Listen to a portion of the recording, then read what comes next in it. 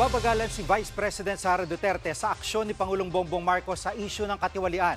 Sinabi yan ni Duterte matapos dumalo sa budget deliberation ng Kamara. Masyado na raw huli ang pagbuo ng Pangulo ng Independent Commission on Infrastructure.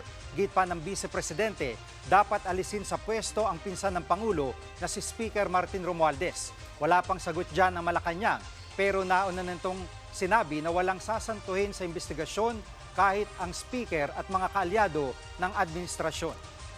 Pag ikaw presidente ba, tapos alam mo na kung anong nangyayari. Tapos nakikita mo na based on the budget kung paano binaboy yung pera ng bayan.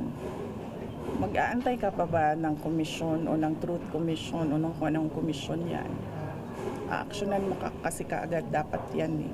Masyado siyang hindi niya alam kung anong gagawin at masyado siyang mabagal. Mga kapatid, Jig Manikad po, pagdating sa mahalagang balita sa loob at labas ng bansa, dapat una sa lahat, mag-follow at mag-subscribe na sa social media pages ng News 5.